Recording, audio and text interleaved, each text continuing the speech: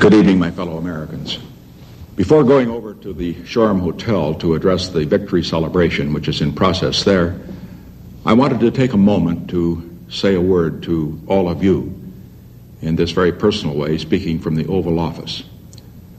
I first want to express my deep appreciation to every one of you, the millions of you who gave me your support in the election today. And I want to express my respect for millions of others who gave their support to Senator McGovern. I know that after a campaign, when one loses, he can feel very, very low, and his supporters as well may feel that way. And when he wins, as you will note when I get over to the Shoreham, people are feeling very much better. The important thing in our process, however, is to play the game. And in the great game of life, and particularly the game of politics, what is important is that on either side, more Americans voted this year than ever before. And the fact that you won or you lost must not keep you from keeping in the great game of politics in the years ahead, because the better competition we have between the two parties, between the two men running for office, whatever office that may be, means that we get the better people and the better programs for our country.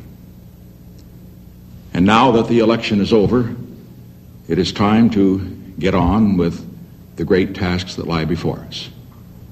I've tried to conduct myself in this campaign in a way that would not divide our country, not divide it regionally or by parties or in any other way. Because I very firmly believe that what unites America today is infinitely more important than those things which divide us. We are united, Americans, North, East, West, and South, both parties, in our desire for peace. Peace with honor, the kind of a peace that will last. And we are moving swiftly toward that great goal, not just in Vietnam, but a new era of peace in which the old relationships between the two superpowers, the Soviet Union and the United States, and between the world's most populous nation, the People's Republic of China and the United States, are changed so that we are on the eve of what could be the greatest generation of peace, true peace for the whole world that man has ever known. This is a great goal, bigger than whether we're Democrats or Republicans. And it's one that I think you will want to work with me, with all of us, in helping to achieve. There are other goals that go with that. The prosperity without war and without inflation that we have all wanted and that we now can have. And the progress for all Americans, the kind of progress so that we can say to any young American, whatever his background, that he or she in this great country has an equal chance to go to the top in whatever field he or she may choose. I have noted in listening to the returns a few minutes ago that several commentators have reflected on the fact that this may be one of the great political victories of all time. In terms of votes, that may be true.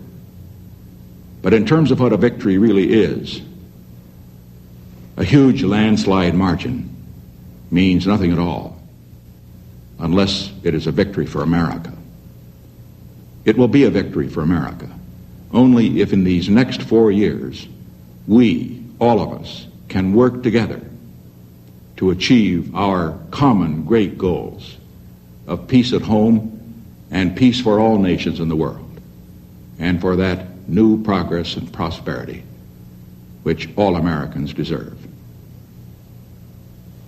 I would only hope that in these next 4 years we can so conduct ourselves in this country and so meet our responsibilities in the world, in building peace in the world, that years from now people will look back to the generation of the 1970s at how we've conducted ourselves, and they will say, God bless America.